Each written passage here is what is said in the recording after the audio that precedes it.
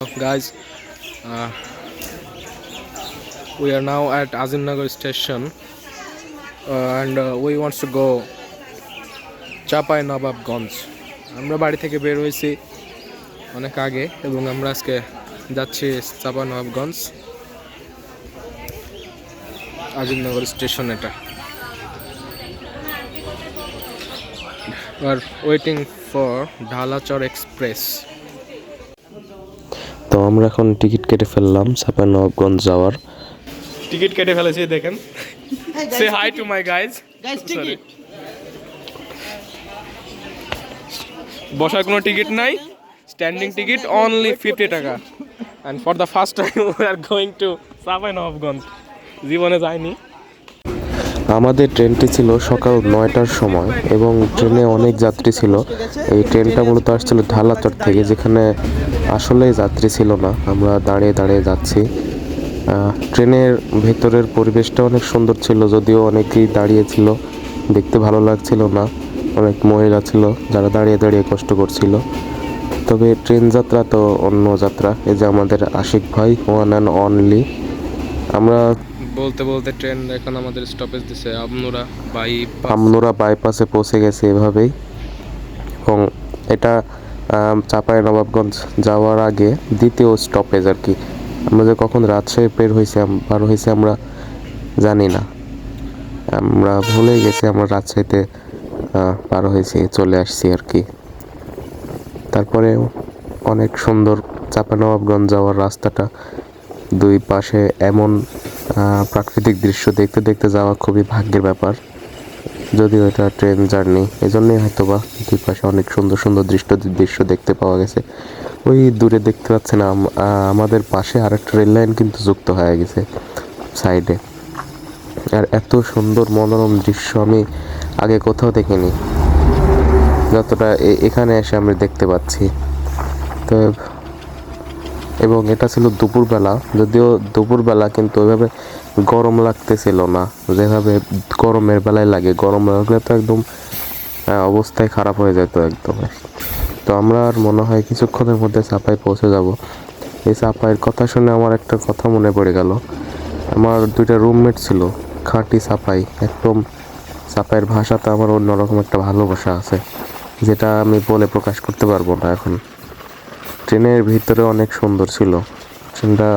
প্রথমে যেখানে বসছিলাম ওখানে একটু নোংরা কিংবা ভিড় থাকলেও পরবর্তীতে যেখানে বসছি ওখানে কিন্তু পুরো একবারে মেট্রো রেলের মতো অবস্থা, দাঁড়িয়ে দাঁড়িয়ে যাওয়া যায়। এবং ট্রেনের গতি এ সময় এতটাই বেড়ে গিয়েছিল যে দাঁড়িয়ে থাকতে ভয় লাগছিল। আর পরে দেখাচ্ছে আপনাদের কেন এরকম হয়েছিল।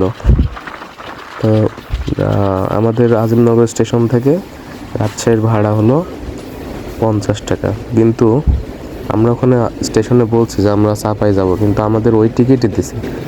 যদিও টিকিট দিছে কিন্তু আমরা দাঁড়ানোর স্ট্যান্ডিং টিকিট আর কি, এটা স্ট্যান্ডিং টিকিট আবার বসার টিকিট একই। তো এই যে আমরা যাচ্ছি, কিন্তু ট্রেনের গতি এখানে এতই বাড়িয়ে দিয়েছিল যে দরজার পাশেও দাঁড়াতে আমাদের ভয় লাগছিল। মানে আমি একবার এক সময় ওদের থেকে আলাদা হয়ে এদিকে চলে আসছি ট্রেন ঘুরবো বলে। তো আমার অবস্থা খারাপ, এতই গতি ট্রেনের, আমি মানে দাঁড়ায় থাকতে পারছি না, এত গতি।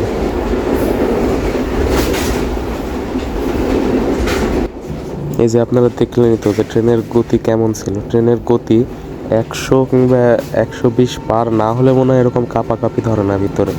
তারপরে দেখেন একটা ঝাল মোড়েওয়ালা চাচা কীভাবে জীবনের ঝুঁকি নিয়ে ট্রেনের দুইটা মানে সংযোগ পার হচ্ছে।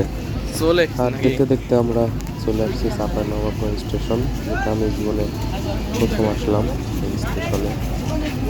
যদিও চাঁপাইনবাবগঞ্জে নামছি, তবুও আমার কোনো পরিচিত জনদের সাথে আমার দেখা হয় না যারা চাঁপাই থাকে। আমি যখন রাজশাহীতে ছিলাম তখন আমার দুইটা চাঁপাইয়ের বন্ধু ছিল, তাদের সাথে আমি রাজশাহী টাকায় গেছি। আমরা আসছি আর আমরা আসছি মূলত চাঁপাইনবাবগঞ্জ ফোন কিনতে।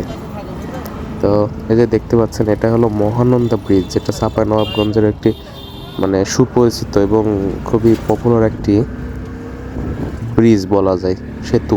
পদ্মা সেতু, যমুনা সেতুর মতো চাঁপাইনবাবগঞ্জে এত সুন্দর একটা সেতু আছে, যদি বড় না তবেও এটা খুবই সুন্দর সেতু, যেটা সিএনজিতে আমাদের ভাড়া লাগলো চাঁপাইনবাব স্টেশন থেকে শিবগঞ্জ যাব আমরা এখন 50 টাকা। ও, শিবগঞ্জ কিন্তু ফোনের জন্য বিখ্যাত, চোরাই ফোন, সেকেন্ড হ্যান্ড ফোন সব কিছু এখানে পাবেন আপনি। তো এই হলো সেই জায়গা, এটার নাম শিবগঞ্জ, যেখানে সবাই সেকেন্ড হ্যান্ড ফোন কিনতে আসে। যদি এখানে সেকেন্ড হ্যান্ড ফোন বলছেই, কিন্তু এটা কিন্তু অনেক মানে ভালো কন্ডিশনে থাকে এই ফোনগুলা, যেটা হয়তো কত 50,000 কিংবা 1 লাখের ফোন অনেক কম দামে পাওয়া যায়। একটা কম্প্যাক্ট ফোন, বাজেটের মধ্যে একদম হাই ফিগার ফোন, যেটা কী বলে ভালো ফোন পাওয়া যায়, এটাই সেই মূল।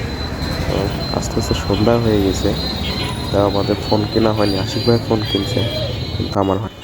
তারপরে আমরা চলে আসলাম প্রাণের শহর রাজশাহী। এখানে বাসের জন্য অপেক্ষা করছি, আমরা বাসে আসছি, আমরা চাপাই থেকে ট্রেন পাইনি, এই জন্য আমরা বাসে চলে আসছি।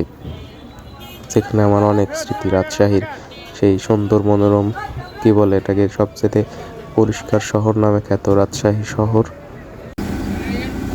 রাজশাহী থেকে বাঘা আসার জন্য আমরা যে বাসে উঠছি, এই বাসটার ড্রাইভার ছিল একবারে পাগলাটে, এতই জোরে টান দিছে বলতে গেলে খাড়া টান। আর হেল্পারটা ছিল পাগল, হেল্পারটা আমাদের বলছিল ওস্তাদ চেঞ্জ হয়েছে, এবার সেই টান দিবি। তারপরে আমরা বাস থেকে নেমে সিএনজি, যে আমার বাড়ির উদ্দেশ্যে।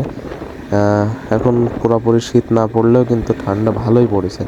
আমরা সবাই যে যার মতো প্রস্তুতি নিয়ে গেছিলাম, যার মতো সোয়েটার, চাদর, টুপি, এই তো।